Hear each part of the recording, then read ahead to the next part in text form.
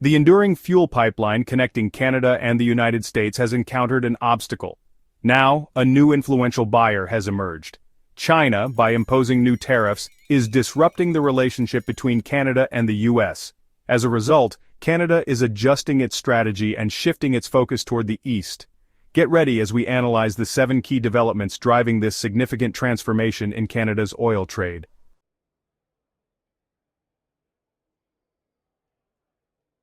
Number 7. The Trade War Ignition: How U.S. Tariffs Set the Wheels in Motion. At the beginning of 2025, Washington imposed a strict 25% tariff on Canadian imports, citing border security and fentanyl-related issues.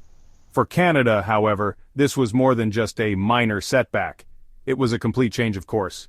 Adding insult to injury, a 10% surcharge on Canadian energy exports disrupted a well-oiled partnership that had long powered both economies. Ottawa wasted no time retaliating, slapping $30 billion in counter-tariffs on U.S. staples, bourbon, textiles, and home appliances. Suddenly, cross-border commerce wasn't just business, it was a battleground. While American policymakers framed the move as a national security measure, critics called it economic strong-arming. The abrupt tariff rollout left no room for negotiation, forcing Canada's energy sector to find a new buyer, fast. Even as the diplomatic back-and-forth continues, one thing is clear: the US and Canada are no longer idling in neutral. The gears of global trade are shifting, and a new destination is on the horizon.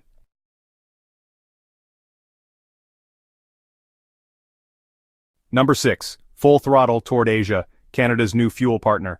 As North American trade routes become more restricted, Canada is accelerating its shift toward Asian markets.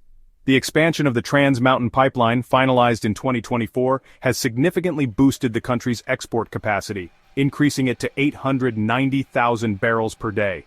That means more Canadian crude is now flowing toward China, Japan, and South Korea instead of American refineries.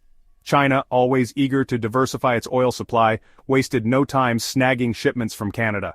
By late 2024, Rongsheng Petrochemical had secured multiple crude deals, signaling Beijing's increasing reliance on Canadian energy.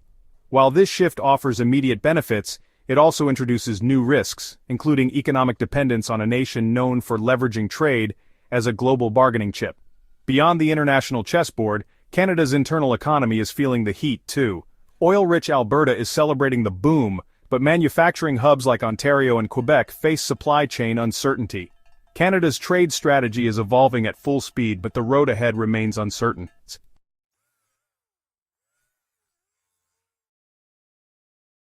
Number 5. Economic whiplash: the ripple effect across Canadian industries. The US-Canada trade war didn't just disrupt oil exports, it caused turbulence across various industries. For sectors dependent on smooth cross-border trade, the tariffs proved to be a devastating financial blow. The auto industry took a direct hit, with Ontario and Quebec, home to Canada's largest automotive manufacturing plants, suffering increased material costs and supply chain hiccups. Production slowdowns and higher consumer prices followed.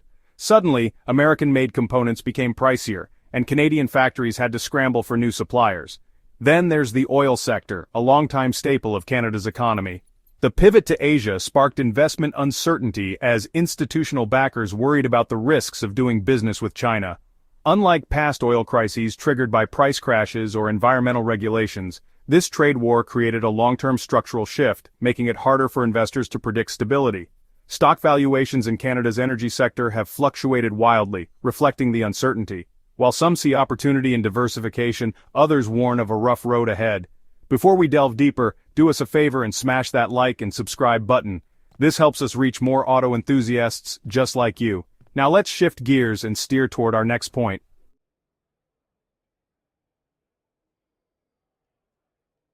Number 4. Political pressure mounts. Can Trudeau handle the heat? The tariff war didn't just disrupt trade, it also placed Trudeau's leadership under, some intense scrutiny. At first he was praised as a protector of Canadian sovereignty, with his retaliatory tariffs gaining public support. But as the economic toll mounts, opposition voices are growing louder. A recent Angus Reid poll found that 57% of Canadians fear long-term damage from the trade dispute, with 34% concerned about rising consumer prices. Critics argue that Trudeau should have taken a softer stance to maintain economic stability, while others believe Canada should go all in on trade diversification. At the same time, the idea of strengthening ties with China is drawing both interest and skepticism. While some policymakers see Beijing as a vital counterbalance to American dominance, others warn against the risks of economic entanglement. After all, China has a long track record of using trade relationships for political leverage. For Canada, the road ahead is full of, well, twists and turns. Should it embrace China's open wallet or continue navigating the bumpy ride with the US? The answer could define its economic future for decades.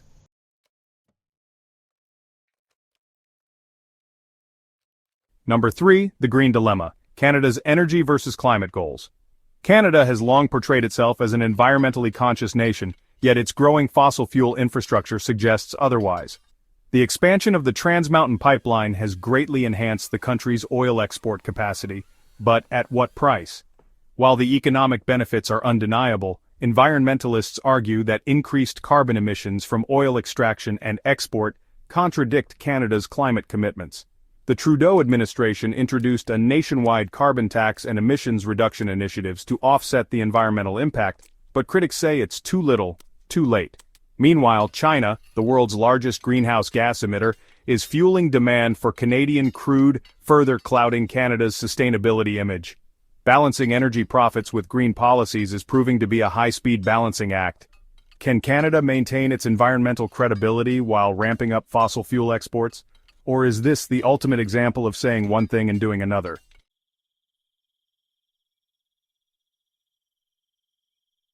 Number 2, U.S. retaliation, how Washington is fighting back. The U.S. is not standing by as Canada pivots toward Asia.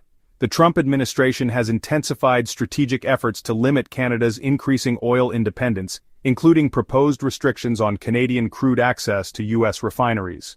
Beyond direct trade actions, Washington is exerting influence on international regulators, lobbying organizations like the World Trade Organization and the International Monetary Fund to scrutinize Canada's shift toward Chinese partnerships. The argument? Canada's increased reliance on China could introduce economic vulnerabilities into North American trade. Back home, U.S. lawmakers are pushing for legislation that could make Canadian crude less attractive to American refiners by imposing new environmental and taxation regulations. This strategy has sparked debate within the U.S. energy sector, as American refiners, historically reliant on Canadian oil, worry about higher costs and supply shortages. To further tighten the grip, U.S. intelligence agencies are ramping up economic surveillance on Canada's energy dealings with China, citing concerns about technology transfers, pipeline security, refining innovations, and energy storage. For Canada, this creates a complex challenge: how to expand its trade autonomy without igniting a full-scale economic standoff with its largest historical trading partner. Will Canada hold its ground, or will U.S. pressure force a course correction?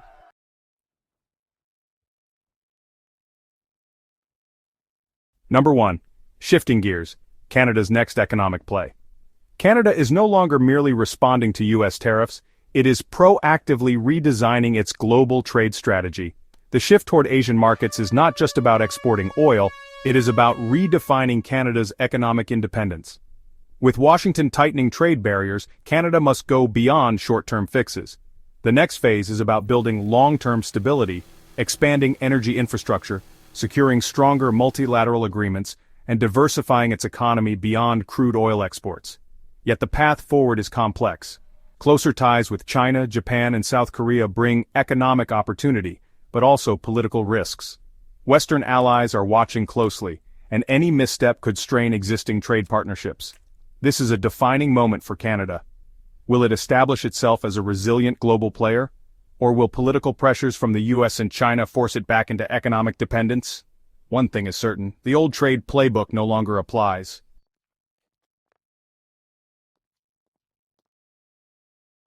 Conclusion: the next chapter in Canada's global trade race. Canada's trade shift is a high-stakes gamble. Expanding energy exports to Asia diversifies its economy, but new geopolitical pressures are forcing difficult choices. To succeed, Canada must strategically manage trade relationships, ensuring economic stability without alienating key allies. The dilemma extends beyond selecting between the US and China. It's about ensuring a sustainable and autonomous trade future. What are your thoughts? Is Canada's shift toward Asia a wise long-term strategy, or does it introduce new risks? We invite you to share your perspectives and experiences in the comments below. We're eager to hear from you. For the latest updates in the automotive industry and more comprehensive analyses, subscribe to our channel and activate the notification bell. Thank you for watching and see you next time.